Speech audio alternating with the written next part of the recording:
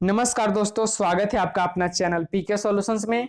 तो गाइज आज है आप 4 मार्च और 4 मार्च आरआरबी एनटीपीसी का फर्स्ट शिफ्ट का एग्जाम खत्म हो गया है।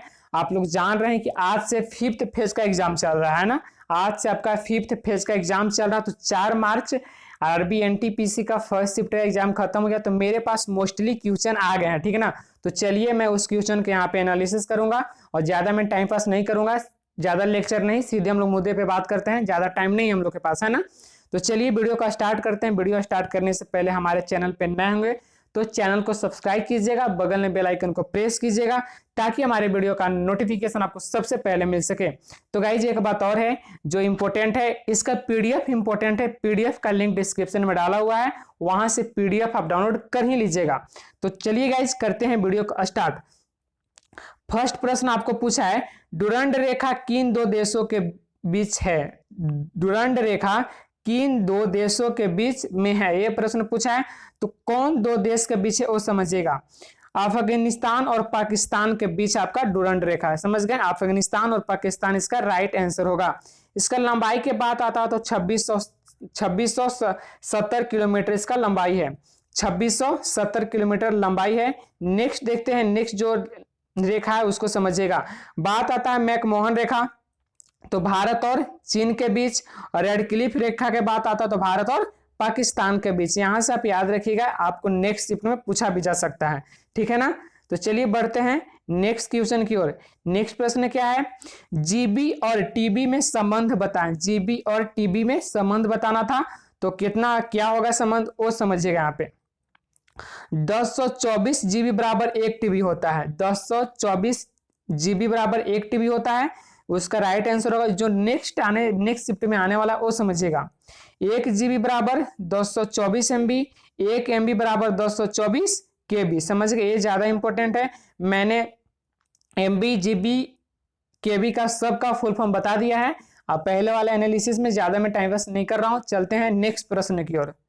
नेक्स्ट प्रश्न क्या है, स्वतंत्र भारत के संविधान सभा के अध्यक्ष कौन थे। तो कौन थे, डॉक्टर राजेंद्र प्रसाद। डॉक्टर राजेंद्र प्रसाद बिल्कुल करेक्ट आंसर होगा। एक पॉइंट और है, भारतीय संविधान का पिता किसे कहते हैं, तो बी आर अम्बेडकर को कहते हैं। आप लोग जान ही रहे होंगे, ठीक है ना, बी आर अम्बेडकर को कहते हैं। नेक्स्ट है गाइज, भोपाल गैस त्रैसादी कब हुई थी। भोपाल गैस त्रैसादी कब हुई थी, तो ये प्रश्न आपको पूछ दिया है। तो कब हुई थी, 3 दिसंबर 1984 को। 3 दिसंबर 1984 को, जिसमें मिथाइल आइसोसाइनेट गैस का रिसाव हुआ था। मिथाइल आइसोसाइनेट गैस का रिसाव हुआ था, ठीक ना। ये आप पॉइंट इसको ज्यादा याद रखिएगा, ज्यादा इंपॉर्टेंट है, समझ गए ना। एक क्वेश्चन ज्यादा इंपॉर्टेंट है, इसको देख लीजिएगा अच्छे से।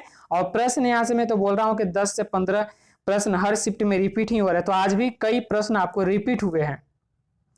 नेक्स्ट प्रश्न है गाइज, नेक्स्ट प्रश्न आपको पूछ दिया है, पौधे में जो ऑक्सीजन हार्मोन होता है उसका क्या प्रयोग होता है।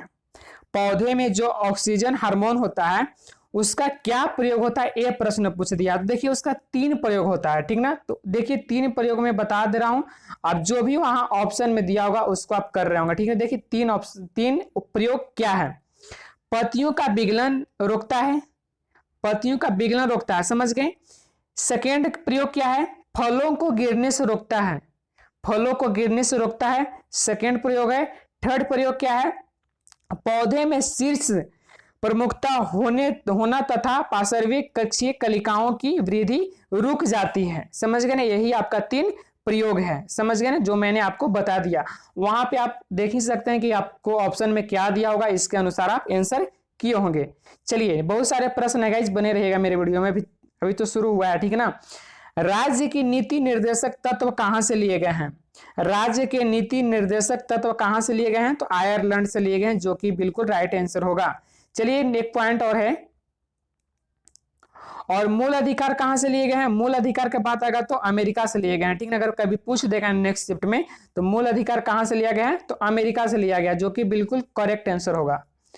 नेक्स्ट है, अटल बिहारी वाजपेयी पेंशन योजना, तो क्या है, यही आपको प्रश्न सीधा पूछ दिया है। तो समझिएगा 18 से 40 के बीच की उम्र वाले लोगों तथा पेंशन 60 वर्ष के बाद मिलना शुरू, ठीक है ना, हुआ था ये आपका योजना में। समझ गए। एक पॉइंट बनता है गाइस, इसका शुरुआत, इस योजना का शुरुआत कब हुआ था, ये आपको प्रश्न पूछा जा सकता है। तो शुरुआत इसको हुआ था 9 मई 2015 को ये योजना शुरुआत हुई थी। कब हुआ था? 9 मई 2015 को ये योजना अटल बिहारी वाजपेयी पेंशन योजना ये शुरुआत हुआ था। समझ गए। चलिए बढ़ते हैं नेक्स्ट प्रश्न की ओर। नेक्स्ट प्रश्न आपको पूछा है बिम्स्टेक के सदस्य कौन नहीं है। बिम्स्टेक के सदस्य कौन नहीं है, तो कौन नहीं है देखिए हम बता रहे हैं। पहले इसका पहले हेडक्वार्टर जानिएगा, तो हेडक्वार्टर कहाँ है? ढाका में। सदस्य देश में बता रहा हूं कौन कौन से सदस्य देश हैं। आप इसमें से अलग कोई ऑप्शन दिया होगा वही आपका करेक्ट आंसर होगा। बांग्लादेश, भूटान, भारत, म्यांमार, नेपाल, श्रीलंका, थाईलैंड, ये सब आपका है ना बिम्स्टेक के सदस्य देश हैं। ये सब आपका सदस्य देश हैं। समझ गए। और नहीं वाले जो आपका ऑप्शन में दिया होगा वही आपका करेक्ट आंसर होगा। समझ गए। चलिए नेक्स्ट है स्थापना के बाद आता, तो स्थापना इसका याद रखिएगा 6 जून 1997 में बिम्स्टेक का स्थापना हुआ था। 6 जून 1997 में। बहुत सारे मैंने पॉइंट बता रही है, इसको याद ही कर लीजिएगा। चलिए बढ़ते हैं नेक्स्ट प्रश्न की ओर। नेक्स्ट प्रश्न क्या है देख लेते हैं।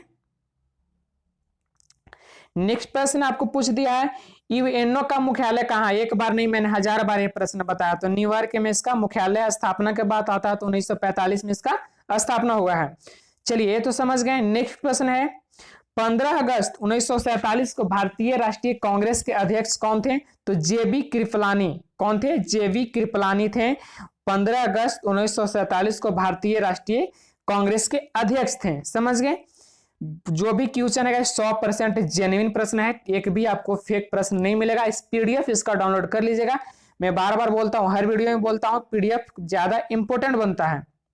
नेक्स्ट है विश्व मतदाता दिवस कब मनाया जाता है। विश्व मतदान दिवस कब मनाया जाता है, ये प्रश्न है। तो विश्व मतदान दिवस मनाया जाता है आपको 25 जनवरी को। कब? 25 जनवरी को मनाया जाता है। ठीक है। चलिए एक प्रश्न आपको बुक से आया है, तो निर्मला बुक किसने लिखी है। निर्मला एक बुक है, उसका राइटर कौन है, कौन लिखा है, वो प्रश्न पूछा है। तो प्रेमचंद्र लिखे हैं, ठीक ना, प्रेमचंद्र, जो कि बिल्कुल राइट आंसर होगा। नेक्स्ट प्रश्न क्या है देखिए गाइस, थोड़ा सा आपको एनालिसिस मिलने में लेट हो रहा है, 10 15 20 मिनट, ज्यादा नहीं, बट मैं कोशिश कर रहा हूं ज्यादा प्रश्न देने के लिए, है ना। 5-10 प्रश्न में कुछ होने वाला नहीं है। नेक्स्ट है अटल पेंशन योजना में मंथली कितने राशि दी जाती है, ये भी आपको प्रश्न पूछा है। तो मंथली कितने राशि दिया जाता है, तो 1000 से 5000 तक की राशि प्रति माह दी जाएगी। कितना? 1000 से 5000 तक की प्रति माह राशि दी जाती है। समझ गए।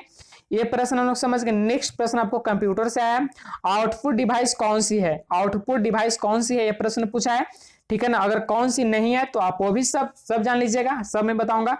पहले जान लीजिए कौन सी नहीं है, तो मॉनिटर, प्रिंटर, स्पीकर, पोर्टल और प्रोजेक्टर, ठीक ना, ये सब आपका आउटपुट डिवाइस है। अगर नहीं है तो जो भी होगा ऑप्शन के अनुसार आप किए होंगे, है ना।